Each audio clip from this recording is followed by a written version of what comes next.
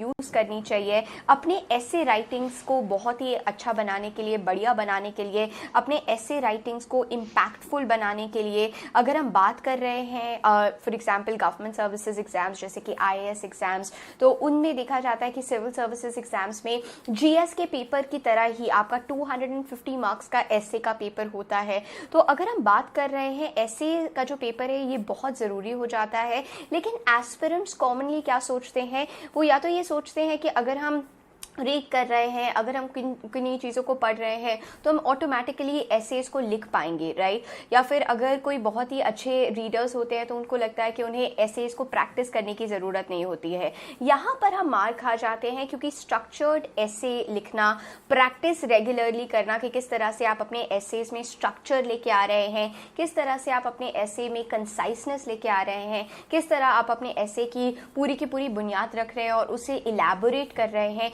ये सारी की सारी चीज़ें ज़रूरी हो जाती हैं, राइट। अगर हम बात कर रहे हैं कुछ सजेशंस की, तो पूरे के पूरे वीडियो में हम कुछ सजेशंस देखेंगे और साथ ही साथ में कुछ कॉमन प्रॉब्लम्स जो आमतौर पे देखी गई हैं ऐसे राइटिंग्स पे और उनके सॉल्यूशंस को भी हम देखेंगे, राइट। अगर हम बात कर रहे हैं तो आपको कुछ ना कुछ पता होना चाहिए ऑलमोस्ट अबाउट एवरीथिंग, राइट। ऐसे में देखा गया है टॉपिक्स करंट अफेयर्स से होते हैं, कुछ स्टैटिक कंपोनेंट से भी होते हैं, कभी कभी ओपिनिएटेड एसेज होते हैं जो आपकी ओपिनियन मांगते हैं। तो आपको ये डेफिनेटली अपने दिमाग में रखना है कि आपको कुछ ना कुछ पता हो हर एक चीज़ के बारे में, भले ही वो साइंस की जगत से न्यूज़ हो, बिजनेस के जगत से हो, मीडिया के जगत से हो, कहीं भी और एस्पेक्ट से हो, आपको उन सब के बारे में थोड़ी बहुत जानकारी डेफिनेटली होनी चाहिए, राइट। आप स्ट्रक्चर्ड अप्रोच से, और अभी हम लोग देखेंगे भी कि आप किस तरह से कर सकते हैं, आपको स्ट्रक्चर्ड अप्रोच से इसे अच्छी तरह से सॉल्व करना चाहिए। आपको पता होना चाहिए, मे बी आप अपने नोट्स भी बना सकते हैं उस प्रकार से।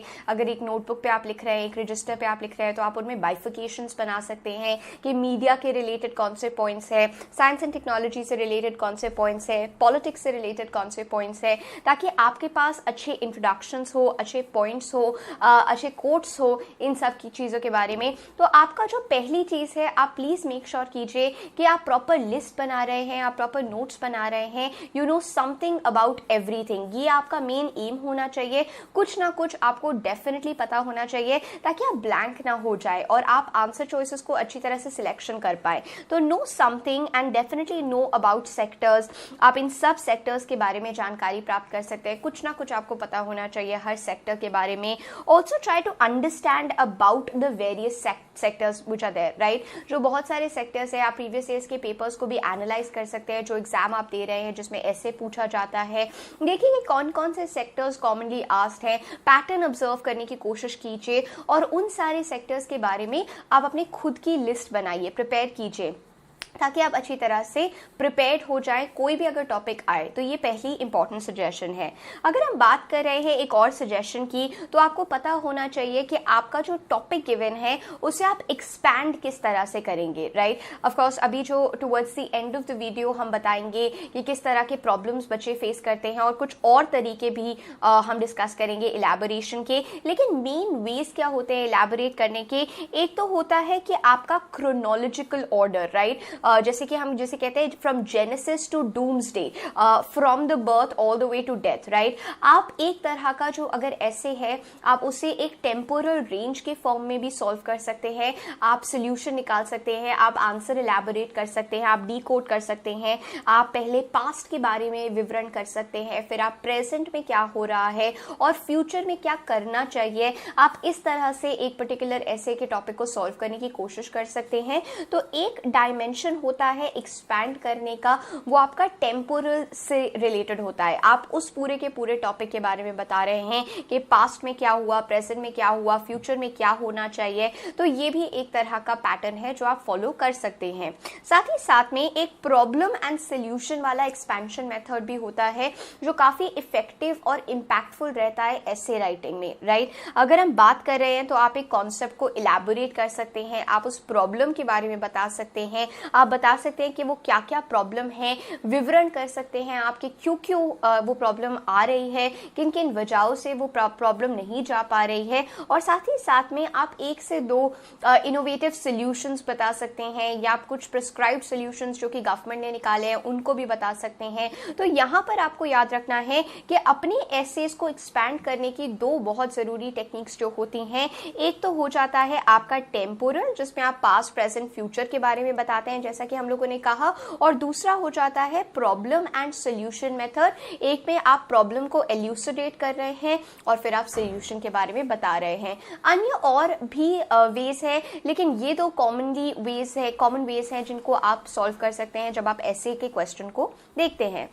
अगर हम बात कर रहे हैं तो प्लीज़ अवॉइड कीजिए कि आप एक ही पर्टिकुलर पॉइंट ऑफ व्यू ले रहे हैं। अगर हम कोई भी ऐसे ज़्यादातर देखते हैं, हम ज़्यादातर देखते हैं कि बच्चे जो हैं उन्हें डिबेट समझ लेते हैं और आप सिर्फ एक ही पॉइंट ऑफ व्यू बताते हैं। जब आप एक ही पॉइंट ऑफ व्यू बताते हैं, फॉर एग्जाम्पल अगर हम बात कर रहे हैं मे बी अगर हम कह रहे हैं कि इन्वायरमेंट से रिलेटेड कोई टॉपिक है, और अगर इन्वायरमेंट से रिलेटेड टॉपिक है तो आप कह ही रहे हैं कि ऑफकोर्स अगर मैनकाइंड ऐसे ही चलता रहा, अगर प्लास्टिक का उपयोग होता रहा, ये होता रहा, वो होता रहा, तो हम डेफिनेटली विनाश की तरफ जा रहे हैं। तो अगर आप यही पर्सपेक्टिव बार बार रखेंगे तो ये क्या हो जाता है, ये हो जाता है मेटा डिस्कोर्स। दैट मीन्स आप एक ही पॉइंट ऑफ व्यू रख रहे हैं, आप एक ही डिस्कोर्स रख रहे हैं, आप एक ही आइडियोलॉजी रख रहे हैं, और आप एक मल्टीफेसेटेड पर्सन नहीं है। मल्टीफेसेटेड पर्सन वो होता है जो प्लूरलिज्म एक्सेप्ट करता है। और आपको अपने ऐसे में याद रखना है, आपके ऐसे आपके विचारों का रिफ्लेक्शन है। आपका जो ऐसे आपके थॉट प्रोसेस को दिखाता है, आपका ऐसे ये दिखाता है कि किस तरह से आप आर्ग्यू कर रहे हैं 2 थॉट प्रोसेसेस के बीच में। तो यहाँ पर आपको याद रखना है कि आपको डिफरेंट पॉइंट ऑफ व्यूज रखना जरूरी है। ये एक इंपॉर्टेंट सजेशन है, कभी भी एक तरफा ऐसे मत लिखिए। याद रखिए कि ये एक डिबेट नहीं है, ये एक ऐसे है जहां पर जितने ज्यादा पर्सपेक्टिव्स आप रखते हैं उतना ही वो बेटर माना जाता है। तो हैव मल्टीपल पर्सपेक्टिव्स, और बिल्कुल अवॉइड कीजिए मेटा डिस्कोर्स का होना। मेटा डिस्कोर्स मतलब कि एक over arching point of view जिसको आप बार बार रिपीटेडली कह रहे हैं, वो चीज नहीं होनी चाहिए, राइट। आपको एक मल्टीफेसेटेड आंसर, मल्टीफेसेटेड पर्सनालिटी की झलक देनी है, और वो तभी होता है जब आप वैरायटी ऑफ पर्सपेक्टिव्स लेके आते हैं, जब आप कंक्लूजन में भी बताते हैं that this is a complex perspective, this is something that requires lot of understanding. तो आपको ये चीज याद रखनी है कि मल्टीफेसेटेड प्लूरलिस्टिक ऐसे लिखना बहुत ज्यादा जरूरी हो जाता है। आपको प्लूरलिस्टिक ऐसे लिखना है, राइट। अगर हम 4th सजेशन की तरफ जाते हैं तो कई बार देखा गया है कि अगर आप अपनी पॉलिटी की नॉलेज दिखा रहे हैं, क्योंकि ज्यादातर ऐसे के जो टॉपिक्स है वो या तो पॉलिटिक्स से रिलेटेड है, या सोशियोलॉजी से रिलेटेड होते हैं, या इवन स्पोर्ट्स जगत से है, या किसी और जगह से है, तो आप अगर कहीं पे भी रेलिवेंटली, ये नहीं है कि आप अननेसेसरी क्योंकि हम लोगों ने आपको एक टिप दिया है इसीलिए आप उसको इनकॉर्पोरेट कर रहे हैं, लेकिन आप अंदर कॉन्स्टिट्यूशनल प्रोविजंस को भी डाल सकते हैं। तो आप अपनी पॉलिटी की नॉलेज को अच्छी तरह से ब्रश अप कीजिए। आपको पता होना चाहिए सारे आर्टिकल्स के बारे में, कॉन्स्टिट्यूशनल प्रोविजंस के बारे में, और आप इन सारी चीजों को अपने ऐसे के अंदर इनकॉर्पोरेट कीजिए रेलेवेंट जगहों पे। रेलेवेंट अगर है तो उन्हें जरूर इनकॉर्पोरेट कीजिए। तो always try to intersperse, always try to sprinkle constitutional provisions. आपको सबसे पहले इसके लिए क्या करना है कि आपको अपनी पॉलिटी को रिवाइज करना चाहिए, और सारे कॉन्स्टिट्यूशनल प्रोविजंस आपके फिंगर टिप्स पे होने चाहिए, ताकि अगर कहीं पे भी रेलेवेंट है तो आप उन्हें कॉन्स्टिट्यूशनल प्रोविजंस को स्प्रिंकल कर पा रहे हैं अपने ऐसे के अंदर। तो try to incorporate, try to put together constitutional provisions, try to make semblance, लेकिन ये चीज याद रखिएगा कि वो रेलेवेंट होने चाहिए। ये नहीं कि क्योंकि आपने सजेशंस में देखा है, सीखा है, इसलिए आप उन्हें डाल रहे हैं, उनका रेलेवेंस होना चाहिए ऐसे के अंतर्गत, राइट। अगर हम बात कर रहे हैं तो ज्यादातर देखा जाता है कि आपके जो कोट्स आप लिख रहे हैं, जो सब हेडिंग्स आप लिख रहे हैं, अगर आप उन्हें कैपिटलाइज कर देते हैं ताकि वो थोड़ा अलग दिखे, राइट। आपको ये चीज अग्री करनी पड़ेगी कि कई बार एग्जामिनर जो है उनके पास बहुत बल्क में पेपर्स आए होते हैं, तो अगर आपने एग्जामिनर का अटेंशन ग्रैब करना है तो ऑफकोर्स आपको अपनी लिखावट के ऊपर भी गौर फरमाना पड़ेगा। और यहाँ पर अगर हम बात कर रहे हैं तो आप ब्लैक पेन हो गया, या अगर आप सो ऑफ कोर्स टाइम कंस्ट्रेंट्स की वजह से कभी कभी बच्चे कहते हैं कि 2 पेन्स का उपयोग करना मुश्किल हो जाता है, तो आप कैपिटल्स में लिखिए जो आपके इंपॉर्टेंट कोट्स हैं, जो आपके इंपॉर्टेंट सब हेडिंग्स हैं आप उन्हें अलग से लिखिए, आप उन्हें थोड़ा कैपिटलाइज कीजिए ताकि वो एग्जामिनर का अटेंशन ग्रैब कर पाए, राइट। तो ये चीज़ इंपॉर्टेंट हो जाती है। यहाँ पर आप आइडियली क्या कर सकते हैं, जो आपके कोट्स हो गए, आपके सब हेडिंग्स हो गई, या तो आप उनको कैपिटलाइज कर दीजिए, आप उन्हें बड़े अक्षरों में लिखिए, या फिर आप ब्लैक पेन का प्रयोग कर सकते हैं,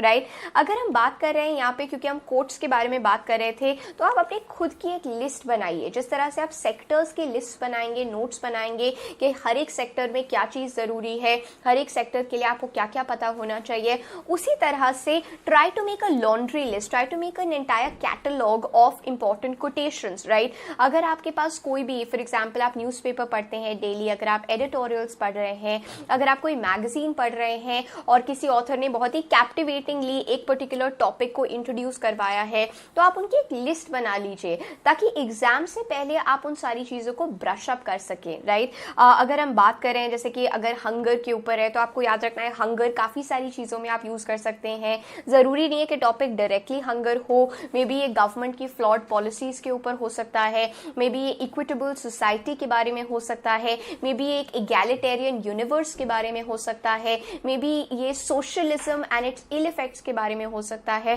तो यहाँ पर आप क्या कर सकते हैं, अगर आप अपनी लिस्ट अच्छी तरह से बना लेंगे तो आप उन्हें यूज कर पाएंगे। For example, hunger is actually the worst weapon of mass destruction, it claims millions of victims every year. या फिर एनवायरनमेंट के ऊपर, we know the worth of water, we never know the worth of water till the well is dry, right. तो इस तरह से आप अपनी खुद की एक लिस्ट बना सकते हैं जहां पर आप मेंशन कर रहे हैं टॉपिक्स को, उनके इंपॉर्टेंट कोटेशंस को, ताकि आपके पास एक प्रॉपर रिपोजिटरी बन जाए ऑफ कोटेशंस जिन्हें आप एग्जाम पे रिवाइज कर पा रहे हैं। यहाँ पे एक चीज़ याद रखिएगा, ज़रूरी नहीं है कि हम हर बार इंट्रोडक्शन में एक कोटेशन ही दें। अगर आपको लग रहा है कि कोई रेलेवेंट कोटेशन नहीं है आपके पास, तो आप उसे अवॉइड कीजिए। आपको कोई ज़रूरत नहीं है स्टार्ट करने की कोटेशन से, आप सिंपली डाइव कर सकते हैं टॉपिक के ऊपर अगर आपके पास कोई अच्छा हुक है, राइट। तो ज़रूरी नहीं है कि कोटेशन ही होना चाहिए, आपका अच्छा हुक पर्सपेक्टिव भी आपके लिए एक अच्छा बेहतरीन इंट्रोडक्शन बन सकता है। अगर हम नेक्स्ट सजेशन के ऊपर जाते हैं, तो आपको याद रखना है कि आप रिपोर्ट्स हो गया, डेटा हो गया, स्टैटिस्टिक्स हो गया, आप इन सबको मेंशन कीजिए ताकि आपका जो एसे है वो बहुत ही ज़्यादा कंटेंट रिच दिखे, और साथ ही साथ में पता चले कि आपने जो अपना पूरा का पूरा पोजीशन दिया है, अपना थॉट प्रोसेस दिया है, वो किसी ना किसी बेसिस से आ रहा है, ये रैशनली आ रहा है। ये नहीं है कि आप क्योंकि बिलीव कर रहे हैं इसलिए आ रहा है, आपका जो बिलीफ सिस्टम है वो किसी ना किसी रैशनल आउटलुक से आ रहा है, राइट। तो इसमें रिपोर्ट्स हो गई, डेटा हो गया, स्टैटिस्टिक्स हो गए, ये बहुत ज़्यादा ज़रूरी हो जाता है कि आप अपने पूरे के पूरे ऐसे के अंदर डाल रहे हैं, ताकि एक झलक दिखाए कि आप बहुत ही रैशनली इस पर्टिकुलर टॉपिक को देख रहे हैं, आप बहुत वेल रेड हैं, और साथ ही साथ में आपको पता है कि क्या आपका थॉट प्रोसेस है, और आप उसे अच्छी तरह से ऐसे के थ्रू, ऐसे के माध्यम से बता पा रहे हैं, राइट। आप एनजीओज के एग्जाम्पल्स दे सकते हैं, या कोई रिपोर्ट्स, इंसिडेंट्स जो निकले हैं इंस्टीट्यूशंस की, जैसे नीति आयोग हो गया, इंटरनेशनल मॉनेटरी फंड हो गया, तो आप ये सारी चीज़ें मेंशन कर सकते हैं, राइट। अगर हम बात कर रहे हैं, तो जैसा कि हम लोगों ने स्टार्टिंग में कहा था, एक way of expansion is the problem and solution method. तो प्रॉब्लम एंड सोल्यूशन मेथड की जब हम बात करते हैं, यहाँ पर आपको याद रखना है कि अगर आप 1 से 2 इनोवेटिव सोल्यूशंस भी दे रहे हैं, राइट, तो आपका जो एसे है वो बहुत ही ज़्यादा अच्छा माना जाएगा। It will give an edge to your essay. तो आप कोशिश कीजिए कि आप 1 से 2 इनोवेटिव सोल्यूशंस भी बता रहे हैं, आप 1 से 2 ऐसे सोल्यूशंस बता रहे हैं जो out of the box thinking के बारे में बताते हैं। जैसे कि फॉर एग्जांपल अगर हम बात कर रहे हैं, तो एडवर्ड डी बर्नो लैटरल थिंकिंग के बारे में बात करते हैं, तो मे बी वो लैटरल थिंकिंग का एक तरह का एक एग्जाम्पल दे रहे हैं, out of the box solutions है। तो जितना ज़्यादा इनोवेटिव आप रहेंगे उतना ज़्यादा बेटर रहेगा। तो आप 1 से 2 इनोवेटिव सोल्यूशंस भी दे सकते हैं अपने एसे में, स्पेशली अगर आप प्रॉब्लम एंड सोल्यूशन वाला मेथड यूज कर रहे हैं अपने एसे के अंदर। अब अगर हम बात करते हैं तो काफ़ी बार देखा गया कि दो कॉमन प्रॉब्लम्स क्या फेस करते हैं बच्चे। एक तो प्रॉब्लम जो फेस करते हैं वो ये है कि कैसे पढ़ना चाहिए हमें एसे के बारे में, राइट। जैसे कि हम लोगों ने कहा था कि स्टार्टिंग में बच्चे काफ़ी रिलक्टेंट रहते हैं कि एसे को प्रैक्टिस नहीं कर पाते हैं। तो एक जो चीज़ है कि कैसे पढ़ना चाहिए और कहाँ से पढ़ना चाहिए एसे, क्योंकि हमें डिफरेंट चीज़ें रीड करेंगे, डिफरेंट चीज़ें पसंद आएंगी, तो क्या स्ट्रैटेजी रहनी चाहिए, क्या अप्रोच रहना चाहिए, किस तरह से हमें ऐसे को नेल करना चाहिए, कैसे पढ़ें और कहाँ से पढ़ें ऐसे के बारे में, राइट।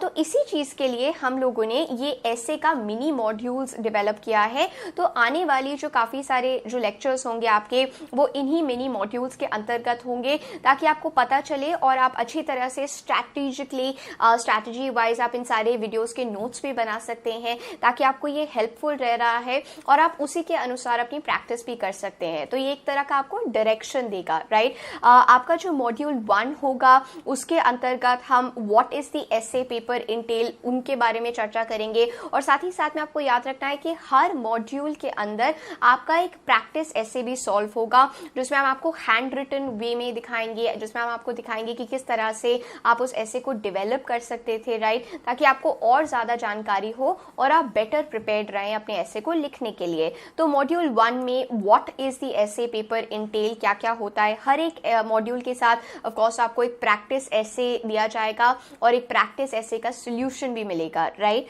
मॉड्यूल 2 के अंदर वीडियो में what is the ideal strategy for preparation, कि किस तरह से आप आइडियली प्रिपेयर कर सकते हैं, क्या एक बेहतर वे रहना चाहिए ऐसे राइटिंग को प्रैक्टिस करने का।